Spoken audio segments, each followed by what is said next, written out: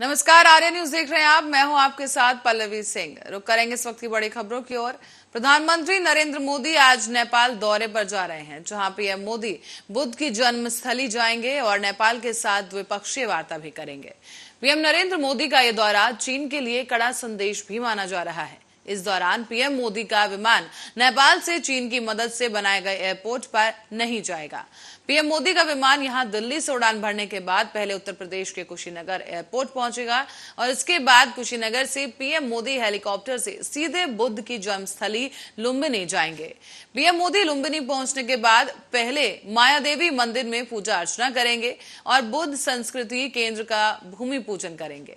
6 घंटे के नेपाल के दौरे के दौरान दोनों ही देशों में द्विपक्षीय बातचीत भी हो सकती है।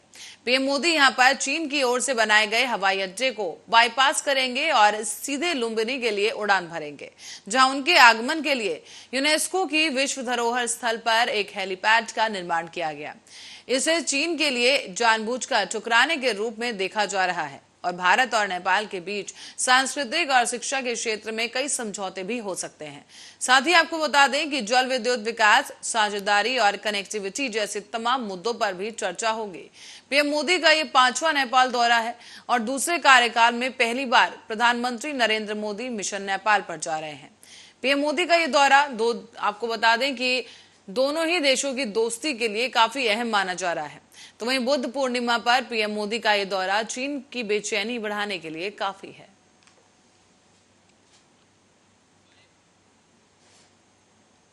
और इस बीच सिटी पुलिस ने अपनी पत्नी की हत्या के आरोप में एक पति को 24 घंटे के अंदर ही धर दबोचा है।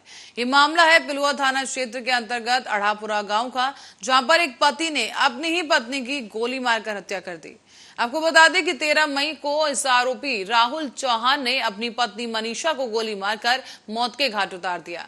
इसके बाद मनीषा के भाई ने अपने बहनोई के खिलाफ हत्या की रिपोर्ट दर्ज करवाई, जिसके बाद पिलुआ पुलिस ने थानाध्यक्ष दिनेश सिंह के नेतृत्व में गंभीरता के साथ तत्काल कार्रवाई करते हुए 24 घंटे के अंदर ही इस आरोपी को धर दबोचा है। तो वहीं पुलिस द्वारा आरोपी की निशानदेही पर 315 बोर का एक अवैध तमंचा, खोखा, कारतूस भी बरामद कर लिया है।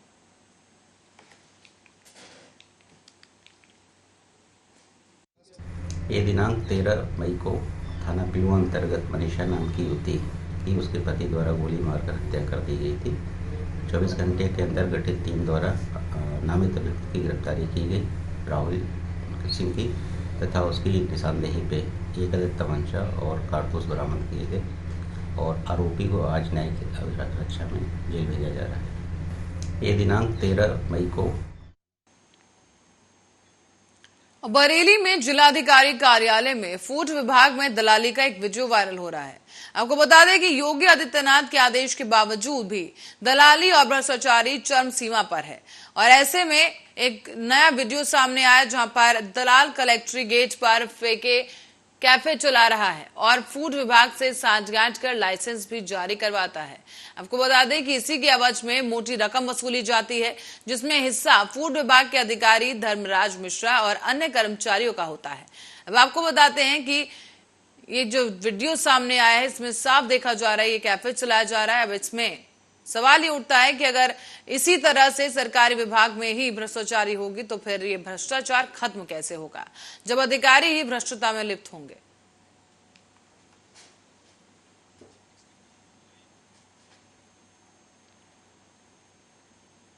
बरेली में खुलेआम बिना परमिशन के स्विमिंग पूल चलाए जा रहे हैं, जिनको ना तो कोई आदेश है और ना ही परमिशन। यहां स्विमिंग पूल में नहाने से कई मौतें भी हो चुकी हैं। गौरतलब है कि चंद पैसों के लिए यहां खुलेआम लोगों की जिंदगी से खिलवाड़ हो रहा है। आपको बता दें कि प्रशासन ऐसे अवैध स्विमिंग पूल चलाने वाले पर कोई कार्रवाई क्यों नहीं कर रही, ये तमाम बड़े सवाल हैं। लेकिन फिलहाल जो खबर सामने आ रही है वो इन स्विमिंग पूल से जुड़ी है। आप देख सकते हैं यहाँ पर यह अवैध तरीके से एक स्विमिंग पूल बनाया गया है और इसमें कई लोगों की जान भी जा चुकी है, लेकिन अब तक इस पर कोई रोक नहीं लगाई गई है।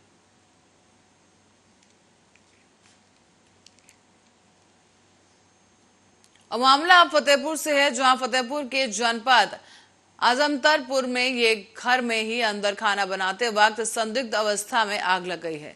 इसकी चपेट में आने से 3 बच्चों समेत कुल 5 लोग गंभीर रूप से झुलस गए, जिसमें एक महिला की हालत काफी गंभीर बताई जा रही है।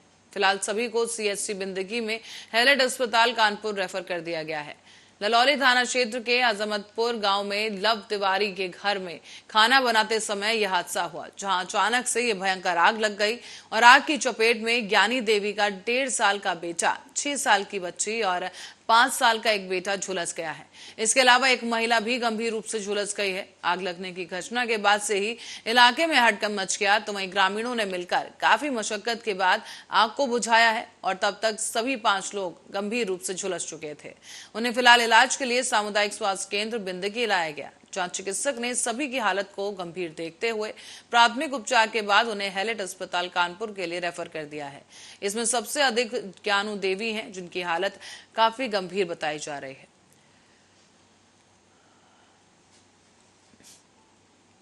15/5/2022 को ग्राम अजमतपुर थाना ललौली में लव तिवारी पुत्र राकेश तिवारी के घर में खाना बनाते समय आग लग गया, जिसमें उनकी पत्नी, उनकी मां और उनके 3 बच्चे आग से झुलस गए।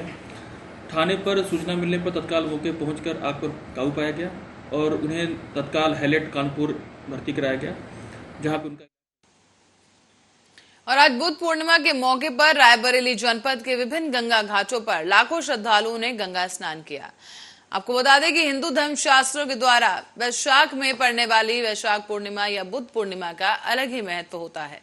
पौराणिक मान्यता के अनुसार इस दिन भगवान बुद्ध का जन्म हुआ था और हिंदू धर्म शास्त्रों में भगवान बुद्ध को विष्णु का 9वां अवतार भी माना जाता है।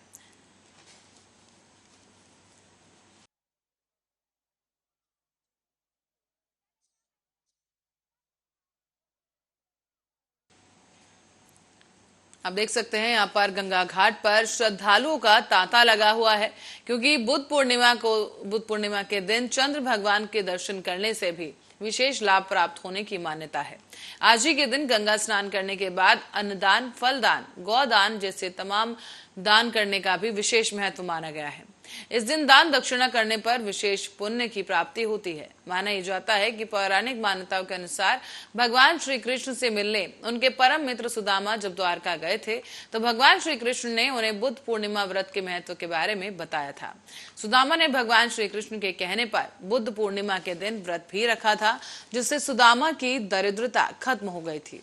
हिंदू पंचांग के अनुसार भी बुद्ध पूर्णिमा 15 मई दोपहर 12 बजे से लेकर 45 मिनट तक, 16 मई को सुबह 9 बजे से 9:43 तक ये तिथि रहेगी, जहां पर 16 मई को उदय तिथि होने के कारण बुद्ध पूर्णिमा आज ही मनाई जा रही है।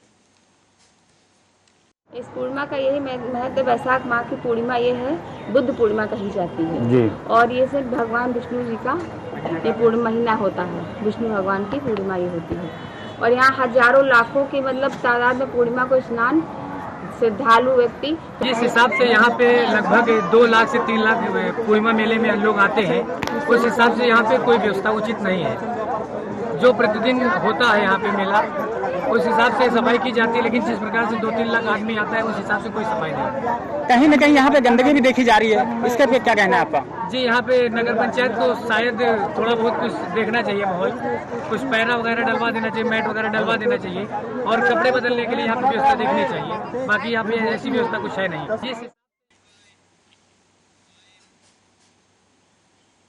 तो रायबरेली जनपद में बुद्ध पूर्णिमा के दिन गंगा स्नान करने गई एक महिला की हत्या करके शव को घाट के बगल में स्थित एक बाग में फेंक दिया गया। ये मामला उच्चहार कोतवाली क्षेत्र के अंतर्गत गोखना घाट का है, जहां नसीराबाद थाना क्षेत्र के पूरे भवनपुर गांव की रहने वाली एक 28 साल की महिला मीना देवी गंगा स्नान करने के लिए घाट पर पहुंची थी। तो वहीं किसी अज्ञात आरोपी ने महिला की हत्या करके उसके शव को घाट के बगल में स्थित एक बाग में फेंक दिया है। फिलहाल महिला के दोनों हाथ दुपट्टे से बंधे हुए पाए गए। इससे लोग दुष्कर्म की आशंका भी जता रहे हैं। साथ ही आपको बता दें कि स्थानीय लोगों की नजर जैसे ही महिला के शव पर पड़ी, तो क्षेत्र में हड़कंप मच गया, जिसके बाद आनन फानन में पुलिस को सूचना दी गई और मौके पर पहुंची पुलिस ने शव को कब्जे में लेकर पोस्टमार्टम के लिए भेज दिया है। फिलहाल इस पूरे मामले में आगे की जांच की जा रही है। और बुद्ध पूर्णिमा की पूर्व संध्या पर रायबरेली के जलमऊ घाट पर भव्य आरती का आयोजन हुआ। इसी मौके पर हास्य कलाकार और फिल्म बंधु के अध्यक्ष राजू श्रीवास्तव भी आरती में शामिल हुए। राजू श्रीवास्तव ने इस मौके पर जलमऊ घाट की महिमा का जिक्र करते हुए कहा कि ये मेरा सौभाग्य है कि यहाँ की आरती में शामिल होने का अवसर मिला। उन्होंने कहा है कि जलमऊ घाट प्राचीन समय से विख्यात है और आज यहाँ आकर खुद को धन्य समझ रहा हूँ। इसके अलावा उन्होंने ये भी कहा कि हास्य कलाकार होने के नाते मुझे हर जगह कुछ न कुछ मिल जाता है। यहाँ भी जो कुछ मिला है उसे किसी एपिसोड में इस्तेमाल करेंगे। यहाँ मैंने बहुत नाम सुना था, ये बहुत ही ऐतिहासिक स्थल है और मैं बहुत समय से आना चाहता था और आज मुझे सुनहरा अवसर मिला माँ गंगा की आरती की। यहाँ सबसे मिला, जलमऊ के सारे जितने भाई बहन हैं सबसे मुलाकात हुई। आपकी बहुत सारा प्रेम और आशीर्वाद। और बढ़ेंगे अगली खबर की ओर। सीएम योगी आदित्यनाथ के भ्रष्टाचार के खिलाफ सख्त होने के बावजूद भी प्रदेश में लगातार भ्रष्टाचार के मामले सामने आ रहे हैं। ताजा मामला सामने आया है सदर तहसील के कुंवरपुर बजरिया से, जहां पर तैनात लेखपाल का रिश्वत लेते हुए एक वीडियो वायरल हो गया है। आपको बता दें कि इससे पहले सदर तहसील में रिश्वतखोरी के मामले में तहसीलदार और बाबू का एक वीडियो वायरल हो चुका है और अब दूसरा मामला लोकपाल का रिश्वत लेने का एक वीडियो सामने आया, जिससे लखनऊ में इस वक्त हड़कंप मच गया है, क्योंकि आरोप है कि लेखपाल तालाब और खेत की जमीन का नापजोक करने के लिए एक खेल खेलता है और इसी दौरान वो रिश्वत वसूलता है। रिश्वत लेते हुए वीडियो वायरल होने के बाद एक बार फिर से बरेली सदर तहसील चर्चाओं में आ गई है।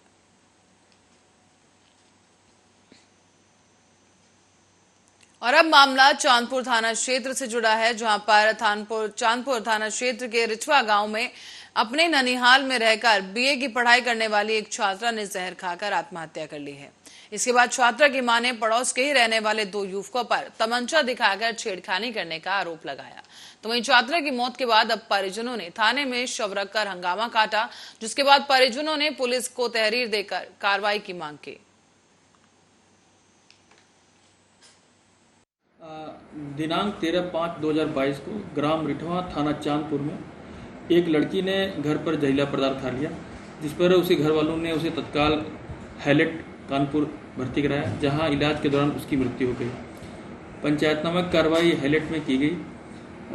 आज दिनांक 15/5/2022 को लड़की की मां द्वारा थाने पर तहरीर दी गई थी। गांव के ही 2 लड़के लड़की के साथ छेड़छाड़ करते थे, जिसे क्षुब्ध होकर लड़की ने जहर खा लिया। तहरीर के आधार पर मुकदमा पंजीकृत कर लिया गया है। वैधानिक कार्रवाई की जा रही है। अभियुक्तों को गिरफ्तार करने हेतु टीम गठित कर दी गई है। जल्द से जल्द गिरफ्तार करके वैधानिक कार्रवाई। घर की लिपाई पुताई के लिए मिट्टी लेने गई 2 महिलाओं की गांव के ही पास टीला ढहने से मिट्टी के मलबे में दब जाने से मौत हो गई। मामला है मनिकपुर थाना क्षेत्र के मिरिया सलेमपुर मिर्जा का, जहां पर गांव की ही 2 महिलाएं घर की लिपाई और पुताई के लिए गांव के पास से मिट्टी लेने गई थी। मिट्टी लेने के लिए मिट्टी खुदाई के दौरान मिट्टी का टीला ढह गया, जिससे मलबे में निर्मला देवी और वंदना देवी नाम की ये 2 महिलाएं दब गई हैं। इन्हें देखकर आसपास के लोग दौड़ते हुए मलबे के पास पहुंचे और महिलाओं को निकाला गया, लेकिन मलबे में दब जाने की वजह से दोनों ही महिलाएं बेहोश हो चुकी थी, जिसके बाद दोनों महिलाओं को जिला अस्पताल ले जाया गया, जहां चिकित्सकों ने इन दोनों महिलाओं को मृत घोषित कर दिया है।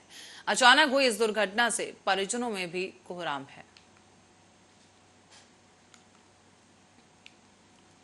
और इस बीच रुक करेंगे एक बड़ी खबर का, जहां वाराणसी से खबर सामने आ रही है। इस वक्त की बड़ी खबर वाराणसी से, जहां ज्ञान व्यापी मस्जिद का जो सर्वे है उसका आज तीसरा दिन है। दोनों पक्ष इस वक्त ज्ञान व्यापी मस्जिद पहुंच चुके हैं। आज 2 घंटे में खत्म हो सकता है ये सर्वे। मुस्लिम पक्ष की तरफ से कहा जा रहा है कि आज 2 घंटे में ही ये सर्वे खत्म हो सकता है। आपको बता दें कि कोर्ट की तरफ से सुबह 8 बजे से लेकर सुबह 12 बजे तक के लिए सर्वे की अनुमति दी गई है और आज तीसरा दिन है ज्ञान व्यापी मस्जिद सर्वे का, जिसे बताया जा रहा है कि सिर्फ 2 घंटे में आज का सर्वे खत्म हो सकता है। और आपको ये भी बता दें कि हिंदू पक्ष समय बताना मुश्किल कह रहा है और आज विशेष लेंस की जरूरत पड़ेगी। सर्वे के दौरान जूम लेंस और विशेष लेंस से वीडियोग्राफी की जाएगी। आपको बता दें, लगातार ज्ञान व्यापी मस्जिद का सर्वे जारी है। कल भी ज्ञान व्यापी मस्जिद में सर्वे किया गया, तमाम दीवारों को देखा गया और गुंबद का भी सर्वे इस दौरान किया गया है। और आज का दिन भी काफी अहम है, तीसरा दिन है जहां ज्ञान व्यापी मस्जिद का सर्वे हो रहा है। हालांकि मुस्लिम पक्ष की तरफ से कहा जा रहा है कि आज सिर्फ 2 ही घंटे में ये सर्वे पूरा हो जाएगा, जबकि हिंदू पक्ष का ये कहना है कि इस समय का कोई निर्धारित समय नहीं बता सकते कि कितनी देर में सर्वे खत्म होगा। लेकिन आज के लिए हिंदू पक्ष की तरफ से कहा गया है कि एक विशेष लेंस की जरूरत पड़ेगी और जूम लेंस के साथ एक विशेष फोटोग्राफी और वीडियोग्राफी की जाएगी और ये सर्वे पूरा होगा। बहरहाल आपको ये भी बता दें कि इस सर्वे के दौरान ज्ञान व्यापी मस्जिद के 2 किलोमीटर तक के दायरे में भारी पुलिस फोर्स को तैनात किया गया है। तमाम सुरक्षा के लिहाज से इंतजाम किए गए हैं और समय बताना फिलहाल मुश्किल है हिंदू पक्ष की तरफ से, लेकिन कहा यह जा रहा है कि आज का सर्वे जल्द खत्म हो सकता है। हालांकि इस विशेष जूम लेंस के दौरान जो सर्वे है वो किया जाएगा।